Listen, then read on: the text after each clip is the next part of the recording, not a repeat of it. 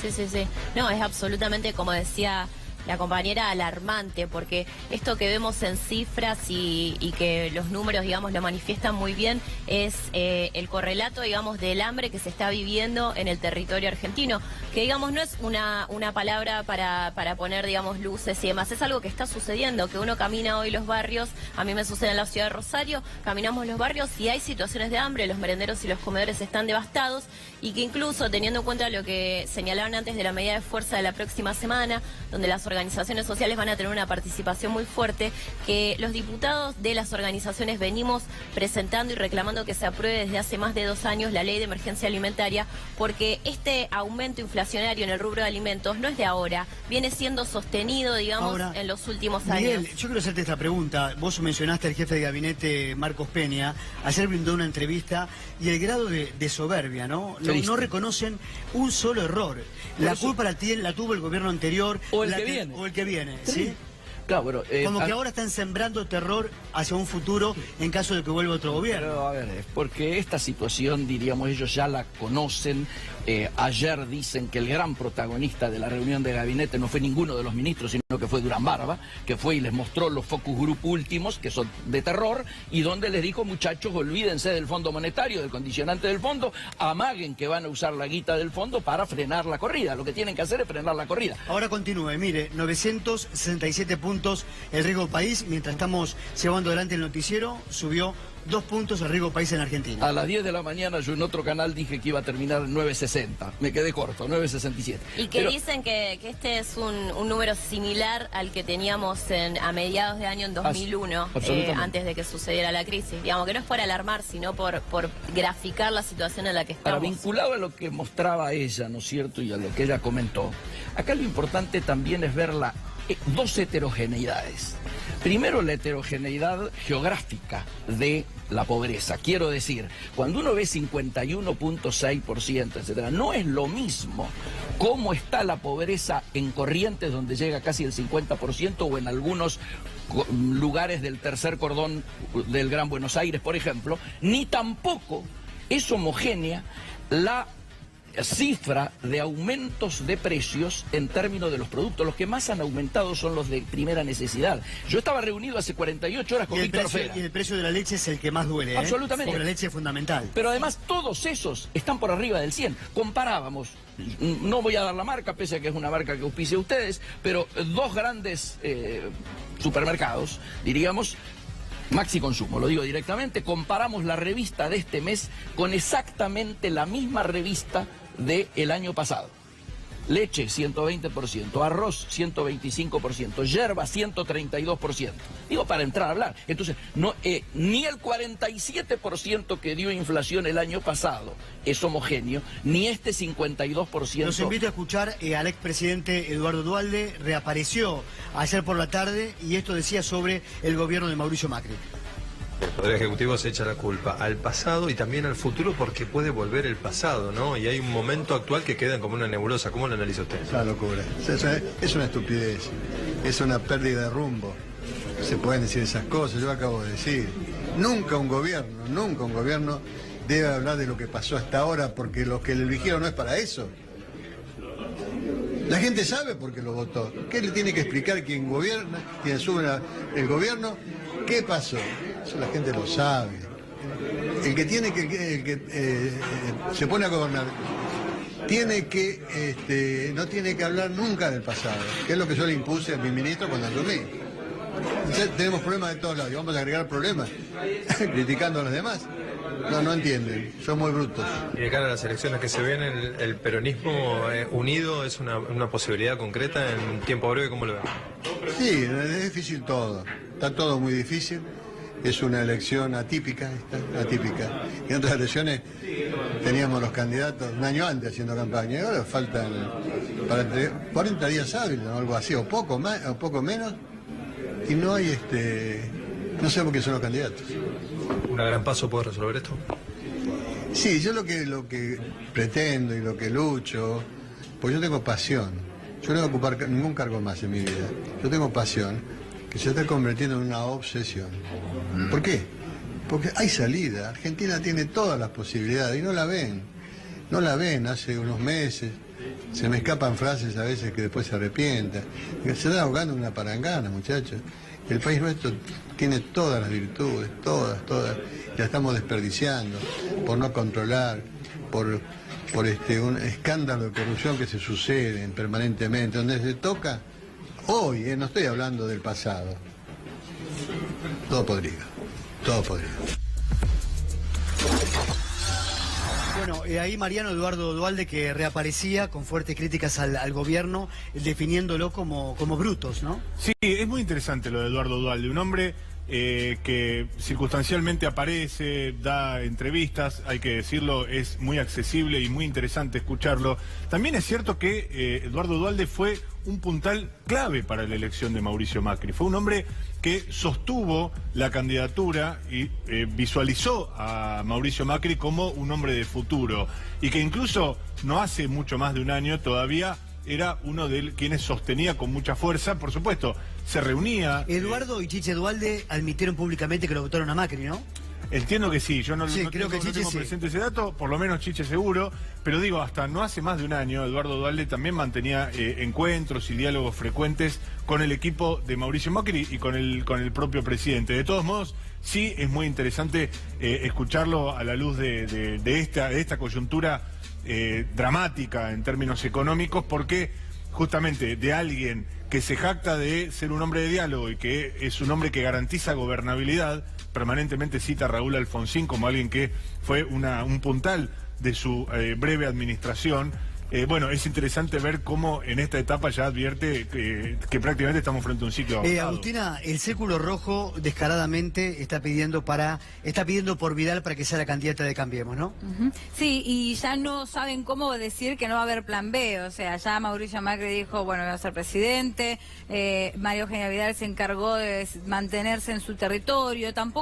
Fíjate que tampoco María Eugenia Vidal quiere hacer campaña todavía. Da la sensación de que está preparando su terreno, pero que su estrategia sería esperar un poco más para salir a hacer campaña, entendiendo de alguna manera que no es momento, porque la sociedad está preocupada.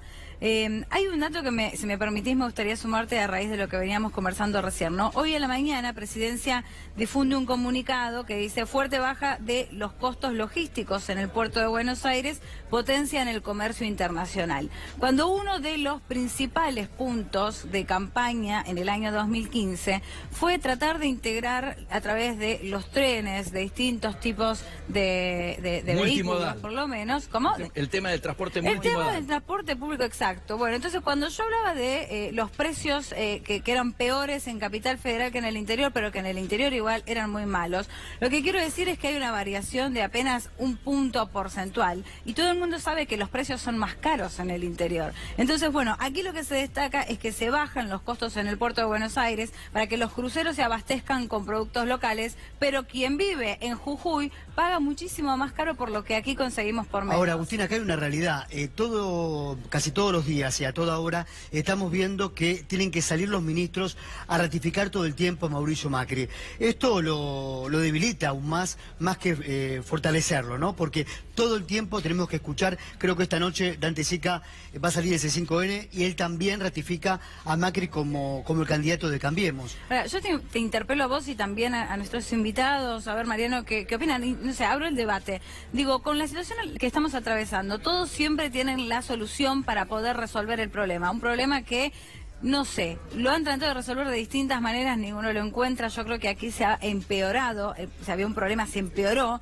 Lo que digo es, ¿hay alguien que tenga ganas de estar escuchando sobre campañas, o todos prefieren escuchar cómo le van a solucionar de manera inmediata la comida que tiene que llevar a la mesa mañana? A ver, los ciudadanos hoy, ustedes recorren diferentes barrios, vos recorres sobre todo Rosario. Sí. ¿Qué te dice la gente? ¿La gente quiere un cambio, sobre todo de signo político, o pide que le solucionen el día a día? Porque muchos argentinos no llegan a fin de mes. Creo que una cosa está vinculada con la otra. Digamos, efectivamente coincido lo que dice Agustina, que los ciudadanos están esperando respuestas por parte de la política, pero que esas respuestas no aparecen por parte de quienes gestionan. Entonces aparece enseguida la necesidad y la demanda por un cambio. Nosotros ayer terminamos un periodo de campaña de primarias en Santa Fe, en la cual los candidatos de Cambiemos no pudieron, digamos, recorrer los barrios libremente, porque en todos lados se encontraron con vecinos que les recriminaron en la cara, de frente, las condiciones de vida en las que están viviendo, que son realmente muy alarmantes, porque,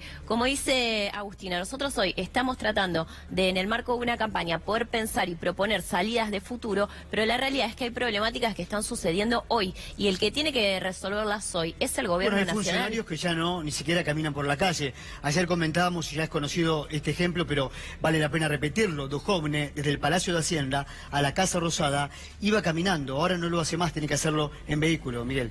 Sí, yo quiero tocar dos temitas que además nos involucran a ambos y que es mi especialidad, comercio exterior. Ella acaba de hablar de la baja de costos en el puerto de Buenos Aires. Rosario es uno de nuestros principales puertos. El puerto de Buenos Aires obviamente es el principal puerto del país.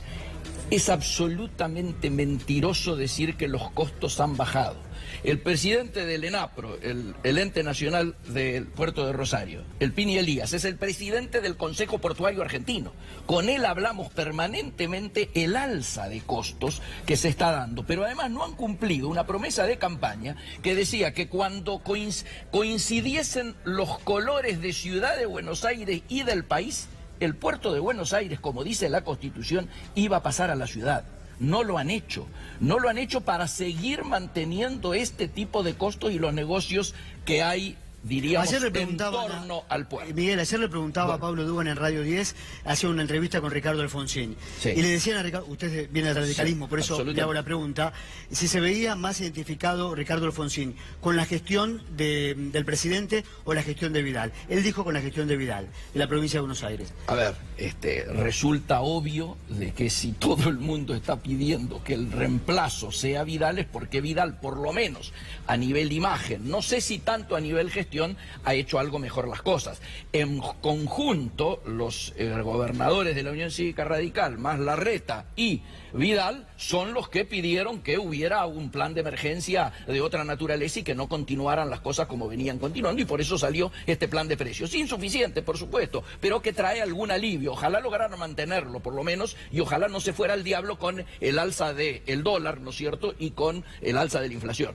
Obviamente, nosotros trabajamos desde ya. Ayer hubo una reunión, Lipstick, Margarita Stolbizer, Ricardo Alfonsín, Federico Estorani, Casella, etcétera, donde ¿qué plantearon? Ante la situación de emergencia, el gobierno, en lugar de estar escuchando a Durán Barba, el presidente de la Nación debería haber convocado a toda la oposición y decir, señores, ¿cómo garantizamos una salida tranquila y que le cueste menos al pueblo? Bueno, hoy, Mariano, hasta el cambio de gobierno. Mariano, quiero hablarlo con vos. Hoy algunos diarios hablaron de lo que ocurrió ayer en la Casa Rosada, y gran parte de las reuniones que hubo ayer en la Casa de Gobierno las presidió Durán Barba. Absolutamente. Sí, bueno, la verdad que es un escenario un poco dramático, y es un escenario que lo más dramático es la desconexión con la realidad. Es decir, lo que se está buscando desde el gobierno es de qué manera se presenta mejor ante la sociedad este escenario de catástrofe económica. Es decir, de qué manera se puede reconvertir esto,